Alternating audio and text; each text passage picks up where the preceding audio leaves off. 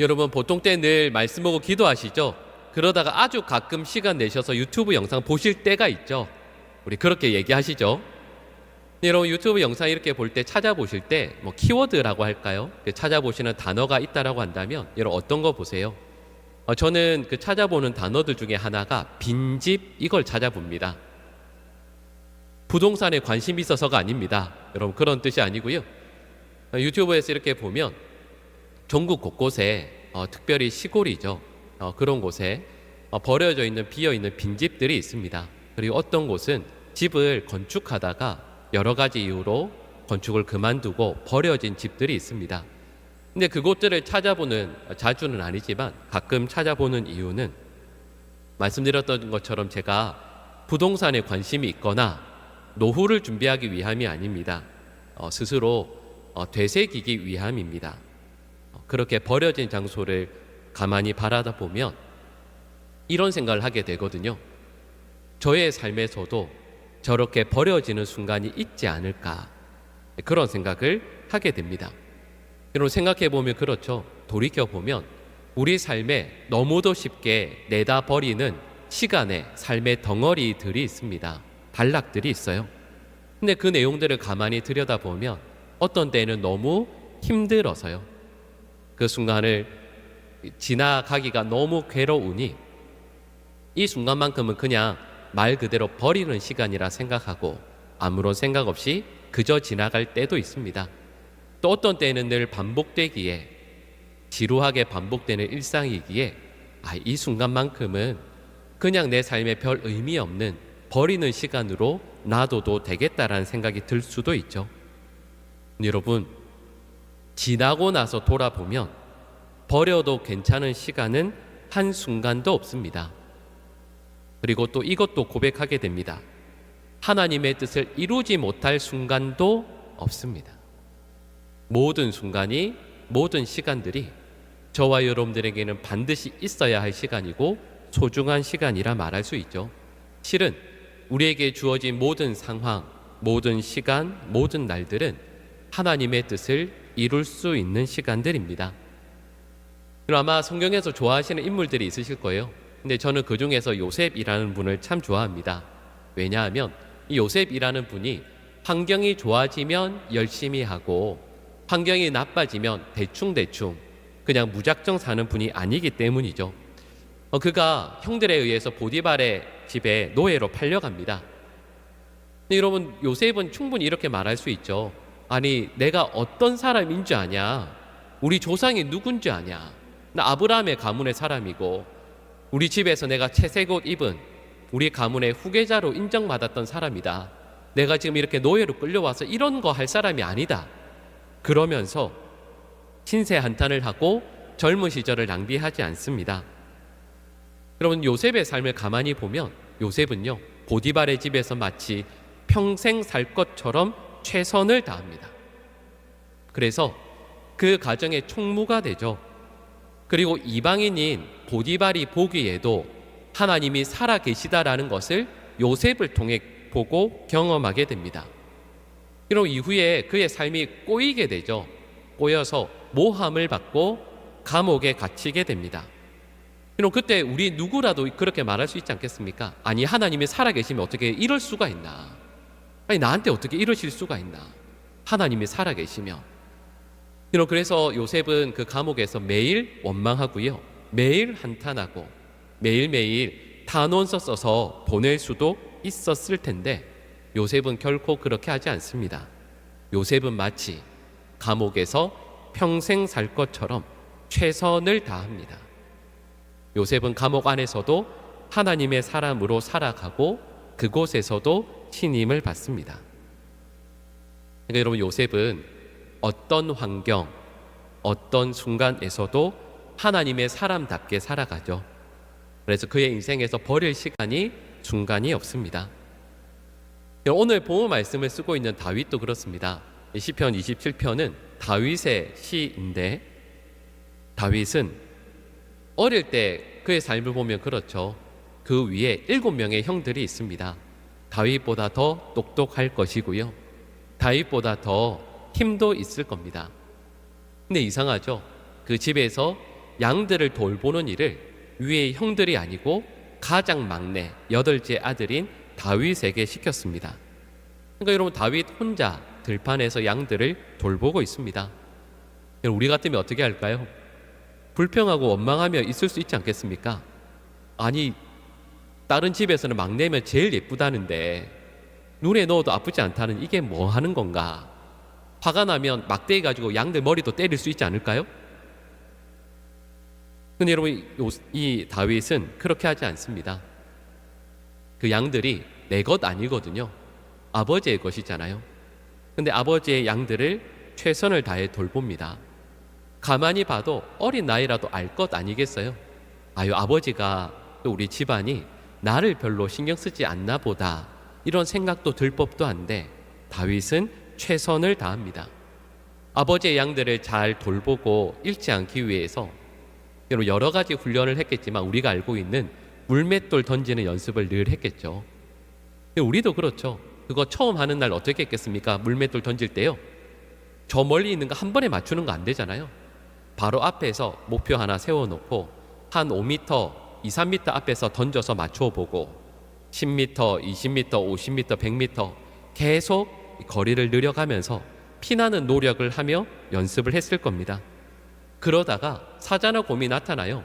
그리고 돌보던 양을 확 물고는 저기 뛰어갑니다. 다윗이 어떻게 하죠? 다윗도 뛰어 따라갑니다. 그리고 수염을 잡고 쳐서 물려있는 그 어린 양을 건져내 옵니다. 생명을 걸고요. 내 양이 아니고 아버지의 양이고 억지로 하는 일임에도 불구하고 다윗은 그 순간 최선을 다합니다. 아버지가 다윗에게 심부름을 시키죠. 형들에게 가서 도시락 전해주라고, 음식 전해주라고 시킵니다. 그것도 가기 싫을 텐데 거기에 가서 도시락을 전해주는 것뿐만이 아니었죠. 그때 골리앗이 하나님의 이름을 모욕하는 것을 듣습니다. 그때 다윗이 어떻게 하죠? 도시락 전해주고 오면 되잖아요. 근데 그 순간 하나님의 이름이 모욕받는 것을 듣고 골리앗 앞에 맞서서 싸웁니다. 여러분, 다윗은 원치 않는 장소, 원치 않는 순간을 맞이하더라도 그 어느 순간 어느 곳에서든 주님을 섬기듯 자기의 온 힘과 마음을 다해서 그 시간을 보냅니다. 그래서 요셉이 그러했던 것처럼 다윗도요, 버리는 시간이 없었습니다. 평생 한 번 버리는 시간이 있었죠. 그가 왕으로서 평안하게 지내며 쉬다가 밧세바와 범죄하게 되고 넘어지게 됩니다. 여러분, 다윗의 삶을 가만히 보면 그 순간을 제외하고는요, 그가 목동이든 평범한 이스라엘의 백성으로 살든 혹은 왕으로 있던 그 순간에서도 다윗은 하나님의 일을 감당하며 하나님의 사람답게 살아갑니다. 여러분, 그래서 나중에 다윗이 자신의 삶을 돌이켜보면서 지었던 시가 있습니다. 유명한 시편 23편 말씀이죠. 근데 6절이 이렇게 나옵니다. 내 평생의 선하심과 인자하심이 반드시 나를 따르리니 내가 여호와의 집에 영원히 살리로다. 아멘. 여러분, 이 말씀을 뒤집어 이야기하면 이런 뜻이 되지 않겠습니까? 내 평생에 주의 선하심과 인자하심이 나를 잘 반드시 따라올 수 있도록 주님, 저는 평생토록 주님을 의지하며 살겠습니다 라는 뜻이 그 속에 포함되어져 있죠. 그러니까 다윗은 삶의 모든 순간순간들마다 오늘 본문에 나오는 것처럼 평생토록 하나님의 백성으로, 하나님의 자녀로 살아가고자 합니다. 오늘 본문인 시편 27편은 모든 학자들의 공통된 의견이 이러합니다. 다윗이 가장 힘들 때 지었던 시일 것이라고 이야기해요. 다윗의 생명이 위급한 중에 있고 그를 죽이고자 하는 대적들이 사방 곳곳에 있었습니다. 이 내용이 시편 27편 전체에 계속해서 나옵니다. 그 중에 한 절을 우리 읽어볼까요? 우리 12절 말씀을 우리 같이 한번 읽어보겠습니다. 내 생명을 내 대적에게 나를 치려 함이니이다. 아멘. 이 말씀을 보면 다윗의 생명이 경각에 있다라는 것도 금방 알 수 있고요. 그리고 다윗을 죽이려는 사람들이 곳곳에 있다라는 것도 금세 알 수 있습니다. 여러분 지금 1분 1초가 급하고요. 그리고 또 나를 죽이려는 사람들이 가득 있습니다. 그래서 다윗은 도망가죠. 여러분 누구라도 그때는 도망갈 겁니다. 그런데 모두가 도망만 갈 겁니다. 근데 다윗은 도망만 치지 않습니다. 오늘 본문에 나오는 내용처럼 다윗은 그 순간 하나님을 찾고 구합니다. 다른 말로 이야기하자면 자기의 생명을 부지하기 위해 도망치느라 아무런 의미 없이 버릴 수도 있었던 삶의 한 덩어리를, 한 단락을 참으로 의미 있게 보냅니다. 그 순간 그가 할 수 있었던 최선의 것, 곧 하나님을 찾고 구하는 데 자신의 삶을 쏟습니다. 여러분 이 당시를 한번 이렇게 생각해 볼까요? 적들이 추격해 옵니다. 다윗이 도망치다가 추격하는 사람들로부터 숨으려고 애를 쓰다가 숨을 곳을 찾아야겠죠. 근데 여러분 그 광야에 숨을 곳이 과연 얼마나 있겠습니까? 그러다가 한 바위 틈을 발견하게 됩니다. 성인 남성이 겨우 온 힘을 다해야 들어갈 수 있을 것 같은 아주 작은 틈을 발견합니다. 거기에 온 힘을 다해서 끼어 들어가서 숨을 죽이고 밖을 눈을 이렇게 내밀고 가만히 엎드려 있습니다. 다윗을 추격해오던 말발굽 소리가 바로 앞에서 들리거든요. 내 앞에서 멈추더니 다윗을 발견하지 못하고 금세 다른 방향으로 달려갑니다. 그때 다윗이 하나님께 이렇게 고백하지 않겠습니까? 하나님, 너무 감사합니다. 하나님께서 이 순간에도 저의 피난처가 되어주셨군요. 나의 피할 바위, 내가 의지할 반석이 되어주셔서 하나님 저를 지금 이 순간 이렇게 건져주셨습니다. 하나님 어떻게 이 광야에 제가 숨을 수 있는 적들이 발견하지 못하는 이 평안하고도 안전한 틈을 하나님께서 저를 위해 만들어 주셨습니까? 이렇게 해서 어떻게 저를 살려주셨습니까?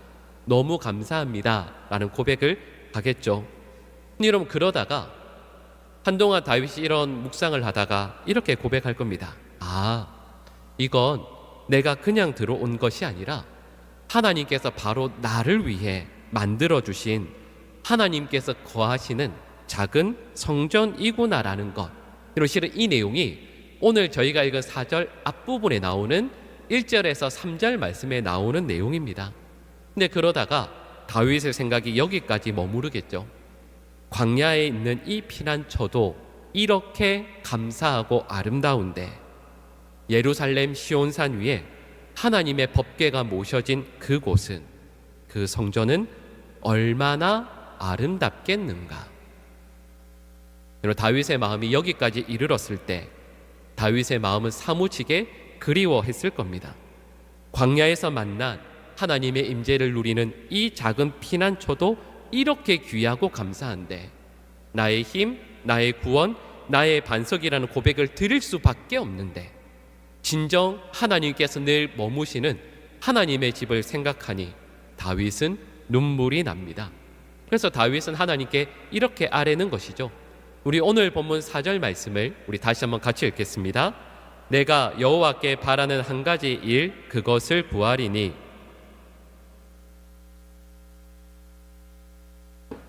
바라보며 그의 성전에서 사모하는 그것이라. 아멘. 여러분 이 말씀을 다시 한번 찬찬히 생각을 해보면 다윗이 이렇게 고백합니다.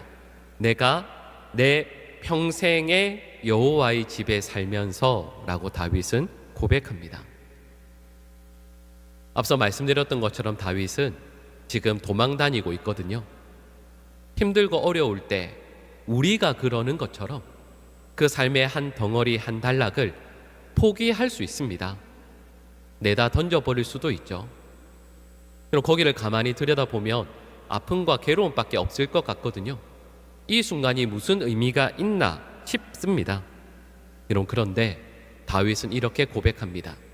내 평생에 여호와의 집에 살면서 하나님과 함께하는 은혜의 삶을 살기를 그는 간절히 구하고 있습니다.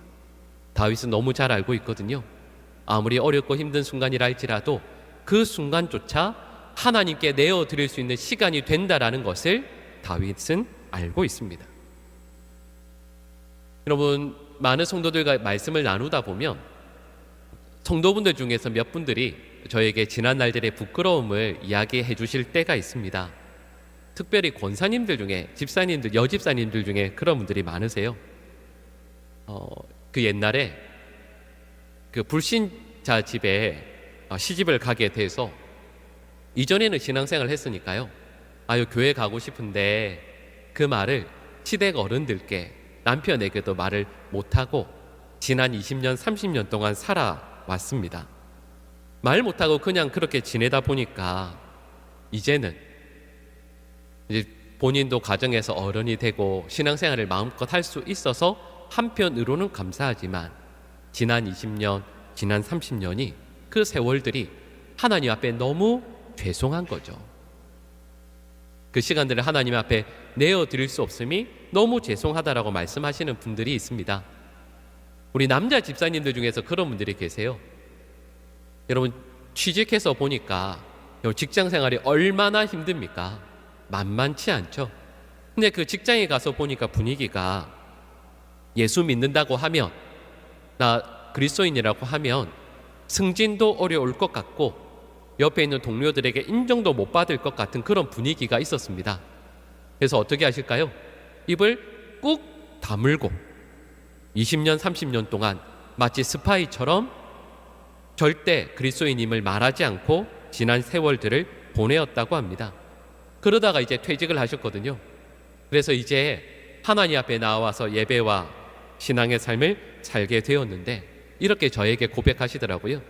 지난 30년의 세월이 내 인생에는 블랙홀과 같았다고, 모든 것을 다 빨아들이는 암흑의 시간이었다고, 지난 세월 동안 자녀도 잘 길렀고 자녀들 다 대학 잘 보내고 이제 부부가 살만한 집도 마련해서 살고 있는데, 지금 이 순간 서서 보니까 하나님 앞에 내어드릴 것이 아무것도 없는 것 같아서 너무 죄송하다라는 말씀을 하시는 분들이 계셨습니다. 청년들 중에도 그런 분들이 있어요. 중학교 3학년 끝내고 고등학교 올라가면서 하나님께 이렇게 기도했습니다. 하나님, 고등학교 3년 동안 저를 찾지 마세요. 자체 방학입니다. 입시 끝나고 나서 신앙생활 할지 말지 생각해 볼 테니 하나님, 그동안 저 없는 것으로 생각해 주세요. 근데 그리고 나서 대학 가고 취직하려고 하다 보니까 그 지난 3년이 마음에 너무 사무치더래요. 그때 옆을 보며 신앙생활 정말 잘하고 하나님 앞에 기쁨으로 서 있는 내 친구들도 있었는데, 그런 훌륭한 신앙의 사람들도 있었는데, 나는 왜 하나님 앞에 그렇게 내어드리지 못하는 삶을 살았을까라고 말하는 청년들도 여럿 만났습니다. 여러분, 근데 우리도 그렇죠. 저희들도 지난 날들을 돌아보면 어쩌면 지금 이 순간에도 힘든 순간들을 보내고 있는 분들도 계실 겁니다. 지난 어느 한 달라, 한 덩어리를 가만히 보면 너무 부끄러운 시간도 있어요. 하나님께 도저히 내어드릴 수 없는 우리 삶의 단계들이 있습니다.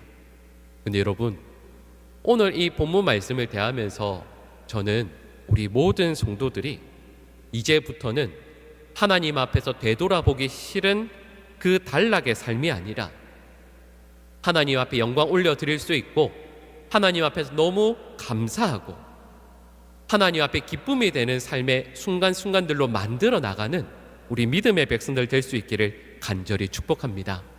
우리 인생의 단계를 마치, 여러분, 시간들이 있잖아요.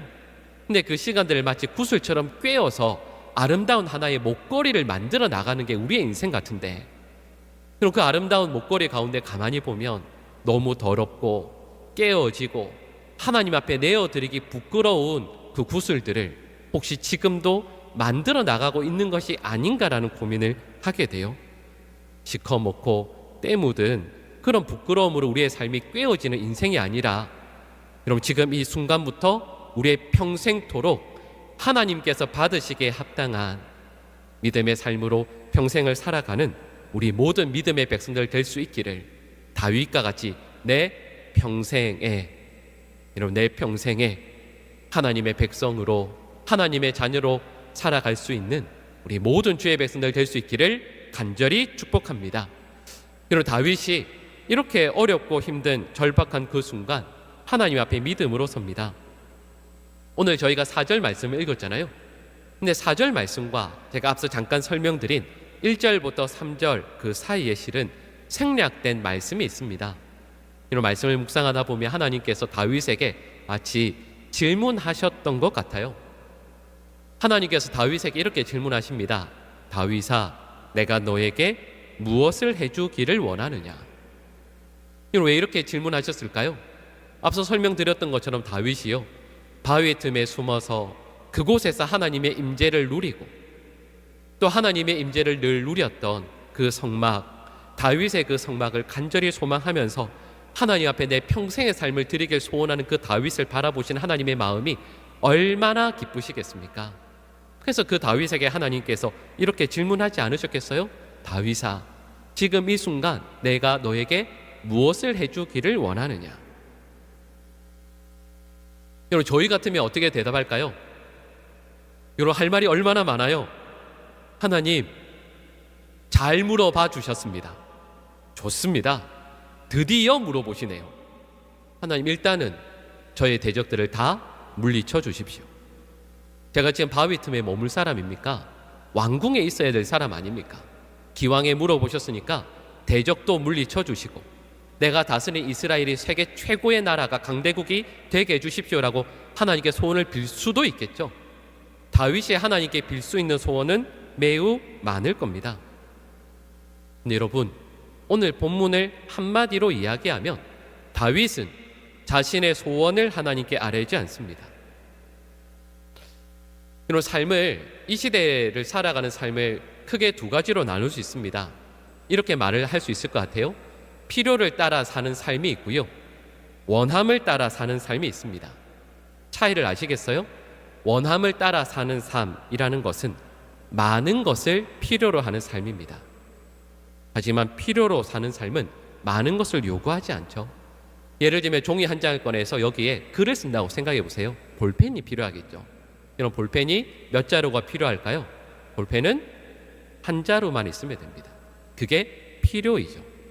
근데 만약에 그 볼펜을 원함으로 구한다면 다양하게 필요하겠죠.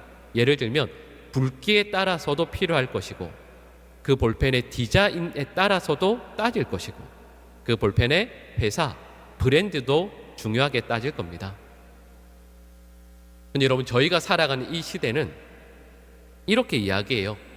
이 세상은 원함으로 살아가야 행복할 수 있다. 네가 원하는 것을 다 충족시켜야 행복할 수 있고, 그 원함이 남들보다 더 많아지고 또 그것을 더 풍성하게 채울 수 있는 삶이 행복한 삶이다 라고 가르칩니다. 우리가 살아가는 세상이 그러하죠. 그런데 성경의 가치는 다릅니다. 성경에서 저와 여러분들에게 알려주시는 것은, 신앙의 삶이라는 것은 내가 원하는 대로 살지 않고 나의 영혼의 필요를 구하며 사는 것이 진정한 행복이라고 말씀해요. 예를 들어 보겠습니다. 이스라엘 백성들이 출애굽합니다. 그 광야를 걸어갈 때 이스라엘 백성들이 원망하죠. 원합니다. 무엇을 원합니까? 마실 물을 원합니다. 그때 하나님께서 그들에게 마실 물을 주시죠. 그랬더니 이스라엘 백성들이 다음에 뭐하죠? 먹을 것이 없다고, 먹을 것을 달라고 불평하기 시작합니다. 그래서 하나님께서 무엇을 주십니까? 만나를 주시죠. 그랬더니 이번에 또 어떻게 하죠? 왜 같은 것만 주냐고 불평하기 시작합니다. 원함이 계속 이어지죠. 그래서 그들의 만나를 계속 먹기 힘들다라고 했을 때, 그들이 하나님 앞에 불평하며 원망할 때 하나님께서 그들에게 고기를 주십니다. 근데 여러분, 쭉 이어지는 단계에서 하나님께서 이제는 그들에게 고기를 주시지만 주신 고기는 그들에게 축복이 아닙니다. 심판이었죠. 이 내용은 민수기 11장 20절에 나옵니다. 이렇게 말씀해요. 너희들이 코에서 넘쳐 싫어하기까지 신물이 나도록 한 달 동안 고기만 주겠다라고 하십니다. 그리고 그 한 달이 지난 후에 이스라엘 백성들은 고기를 보기만 해도, 냄새를 맡기만 해도 싫어하게 돼요. 이 내용들을 쭉 살펴보면 이렇죠. 원함이 이어졌거든요. 근데 원함이 이어지면 그 원함은 경멸이 됩니다. 우리도 그렇죠. 우리도 세상에서 내가 원하는 게 다 이루어지면 행복할 것이라고 생각합니다. 근데 여러분, 원함이 다 이루어지면 그 인생은 반드시 불행해집니다. 왜냐하면 우리 인간은 우리가 진정으로 좋은 것이 무엇인지를 모르기 때문이죠. 그래서 예수님께서 저와 여러분들에게 보여주시고 알려주신 최고의 기도가 있습니다. 내 뜻대로 마옵시고 아버지의 뜻대로 되기를 원합니다 라는 기도를 예수님께서 드리시죠. 아버지의 뜻을 구하는 인생이 바로 우리의 영원한 진정한 필요를 따라 사는 인생이라 말할 수 있습니다. 여러분, 여기까지 말씀을 나누고요, 우리 오늘 본문 말씀을 다시 한번 읽어볼까요? 우리 본문을 다시 한번 읽어보겠습니다. 내가 여호와께 바라는 한 가지 일, 그것을 구하리니 곧 내가 내 평생에 여호와의 집에 살면서 여호와의 아름다움을 바라보며 그의 성전에서 사모하는 그것이라. 아멘. 여러분, 이 말씀을 곰곰이 생각해 보세요. 다윗은 자신의 원함을 하나님께 말씀드리지 않습니다. 다윗은 자신의 영혼에 진정 필요한 것을 하나님께 아뢰입니다. 그 어렵고 힘든 시간 가운데에서 나의 영혼이 진정 갈망하고 나의 영혼에 가장 필요한 것을 그는 구하고 있습니다. 그것이 무엇인가라고 했을 때 이 4절 말씀을 한 단어로 대답하면 이렇게 말씀드릴 수 있죠. 바로 하나님입니다.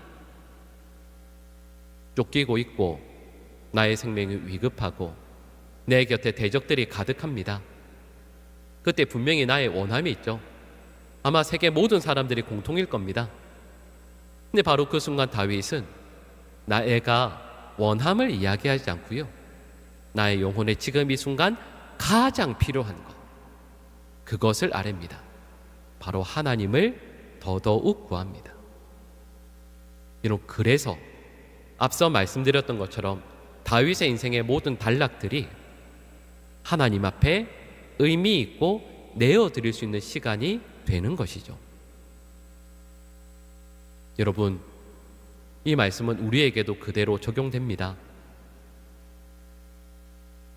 삶에 어려움이 있고 눈물이 나고 어떻게 이 순간을 통과해야 될지 모르겠다라고 저절로 고백되어지는 그 순간, 옆에 있는 분들도 얼마나 힘드냐, 얼마나 아프냐라고 어깨를 두드려주는 바로 그 순간, 여러분, 우리의 영혼에 진정으로 필요한 것은, 그래서 우리가 구해야 하는 것은 이 문제가 해결되는 것이 아닙니다.